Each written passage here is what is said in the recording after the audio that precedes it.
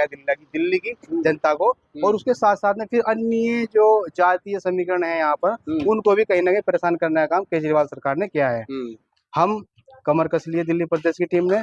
हम घर घर जाकर इनको बताने का काम करेंगे, और जो चंद्रशेखर आजाद भाई की विचारधारा है उस पे जो आज के टाइम में काम कर रहे हैं, या जो चंद्रशेखर आजाद भाई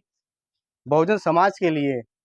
दिल्ली के अंदर तो करते ही हैं, पूरे देश के अंदर काम करते हैं, लेकिन स्पेशल हम दिल्ली की बात करेंगे, दिल्ली में चुनाव है तो हम वहां पर जाकर उनको बताने का काम करेंगे। आप ये कह रहे हो कि कहीं ना कहीं आप केजरीवाल की गलत नीतियों के खिलाफ इस दिल्ली प्रदेश के दलित और मुसलमानों को और अम्बेडकरवादियों को तैयार करोगे, बताने की कोशिश करोगे कि केजरीवाल जो है वो आपके हक की बात हवा में कर रहे हैं, जमीन पर ऐसा कुछ नहीं है। बिल्कुल, पानी और बिजली के नाम पे उन्होंने जनता को बेवकूफ बना के अच्छा, सरकार एक लेकर लास्ट सवाल ले लेते हैं आपसे। तो वहां पर सीएम आवास पर लोग ताला लगा हुआ है, वहां पर भी शिफ्टिंग में लेकर उनका कुछ चल रहा है आपसी, तो अभी तक कोई ऐसी मुलाकात भी नहीं हो पाई है। और हम इसके साथ साथ ये भी कहना चाहते हैं, जितने आम आदमी पार्टी के मुस्लिम विधायक हैं कि उनको भी कहना चाहते हैं कि जिस तरीके से ज्यादा विधायक के साथ मुस्लिम वो भी नहीं बोल रहे। हाँ, 5 विधायक के आसपास लगभग जितने भी हैं, तो उसमें उनको भी आने वाले वक्त में यहाँ पर अपनी अपनी विधानसभा के अंदर इसका खामियाजा भुगतना पड़ेगा, क्योंकि वो सिर्फ एक रहबर बन के गए थे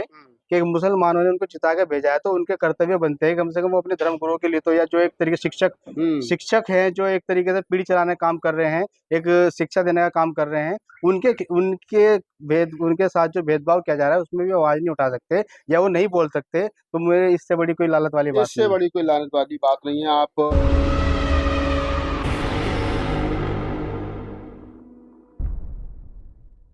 मेरे साथ जुबेर चौधरी जो है वो जुड़ गए हैं। जुबेर चौधरी के परिचय के बारे में मैं आपको बता दूं कि जुबेर चौधरी जो आजाद समाज पार्टी की स्टूडेंट विंग है दिल्ली प्रदेश की, उसके दिल्ली प्रदेश के अध्यक्ष हैं, यानी छात्र नेता हैं,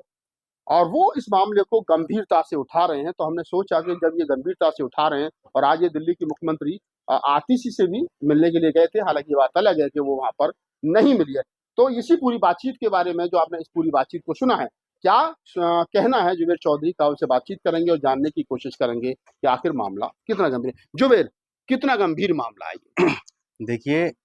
ये इतना गंभीर मामला है, अगर अपने ऊपर लेके देखें, सबसे पहले तो ये है कि एक परिवार का जो मुखिया होता है उसको अपना परिवार को पालने के लिए किस तरीके से परेशानियों का सामना आज के टाइम में करना पड़ रहा है। और दिल्ली जैसे शहरों के अंदर आपने देखा होगा जहाँ पर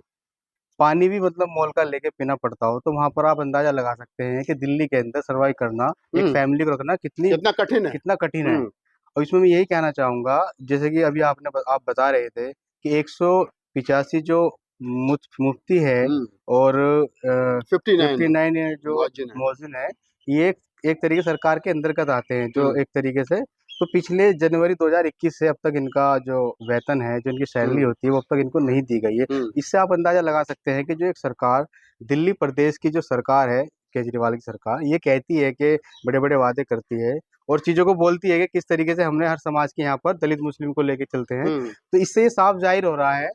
कि कहीं ना कहीं ये सरकार दलित विरोधी भी है और मुस्लिम विरोधी भी है। क्योंकि जो एक मुफ्ती, जो एक तरीके से अगर देखा जाए, एक रहबर होते हैं, धर्मगुरु जो होते हैं, शिक्षा देने बच्चों को, अगली वाली नस्ल को तैयार बिल्कुल जो एक तरीके से तैयार करते हैं, उनको उनके साथ में आप इस तरीके से भेदभाव करेंगे तो उसका कहीं ना कहीं आपको खामियाजा भुगतना पड़ेगा। और मेरा मानना ऐसा है कि दिल्ली के अंदर जिस तरीके से अभी आने वाले टाइम में 2025 के अंदर चुनाव है विधानसभा का, तो कहीं ना कहीं आपने देखा होगा जो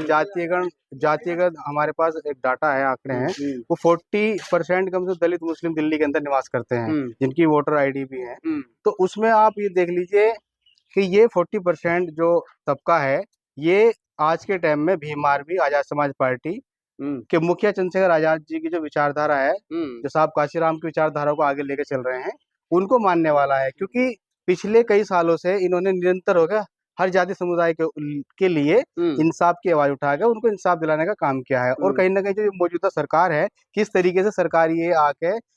दलितों को, मुस्लिमों को और भी अन्य जातियों को छल कपट उनके साथ करने का जो प्रयास किया गया है या कर रही है, जिस तरीके से देखा है, तो ये आने वाले चुनाव में इनको इसका खामियाजा भुगतना पड़ेगा। और मैं आपसे वादा करता हूं कि दिल्ली के अंदर जिस तरीके से जहां जहां पर दलित मुस्लिम निवास स्थान है, जहां पर वे निवास करते हैं, हम अभी बहुत मजबूती के साथ में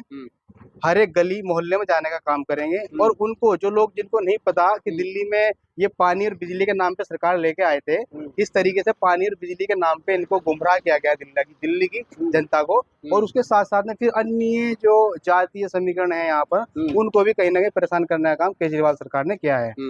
हम कमर कस लिए दिल्ली प्रदेश की टीम ने, हम घर घर जाकर इनको बताने का काम करेंगे। और जो चंद्रशेखर आजाद भाई की विचारधारा है, उस पे जो आज के टाइम में काम कर रहे हैं, या जो चंद्रशेखर आजाद भाई बहुजन समाज के लिए दिल्ली के अंदर तो करते ही हैं, पूरे देश के अंदर काम करते हैं, लेकिन स्पेशल हम दिल्ली की बात करेंगे, दिल्ली में चुनाव है तो हम वहां पर जाकर उनको बताने का काम करेंगे। आप ये कह रहे हो कि कहीं ना कहीं आप केजरीवाल की गलत नीतियों के खिलाफ इस दिल्ली प्रदेश के दलित और मुसलमानों को और अम्बेडकरवादियों को तैयार करोगे, बताने की कोशिश करोगे कि केजरीवाल जो है वो आपके हक की बात हवा में कर रहे हैं, जमीन पर ऐसा कुछ नहीं। बिल्कुल, पानी और बिजली के नाम पे उन्होंने जनता को बेवकूफ बना के अच्छा, एक लास्ट सवाल ले लेते हैं आपसे कि क्या अभी तक इस पूरे मामले में आप किसी सरकार के प्रतिनिधि से मिले हैं? देखिए, इसमें हमने कई बार प्रयास किया मिलने का, हमने ज्ञापन भी दिया है। जैसे आज भी हम गए थे वहां पर, तो वहां पर सीएम आवास पर लोग ताला लगा हुआ है, वहां पर भी शिफ्टिंग में लेकर उनका कुछ चल रहा है आपसी, तो अभी तक कोई ऐसी मुलाकात भी नहीं हो पाई है। और हम इसके साथ साथ ये भी कहना चाहते हैं, जितने आम आदमी पार्टी के मुस्लिम विधायक हैं, कि उनको भी कहना चाहते हैं कि जिस तरीके से ज्यादा विधायक के साथ मुस्लिम वो भी नहीं बोल रहे हैं। 5 विधायक के आसपास लगभग जितने भी हैं, तो उसमें उनको भी आने वाले वक्त में यहाँ पर अपनी अपनी विधानसभा के अंदर इसका खामियाजा भुगतना पड़ेगा। क्योंकि वो सिर्फ एक रहबर बन के गए थे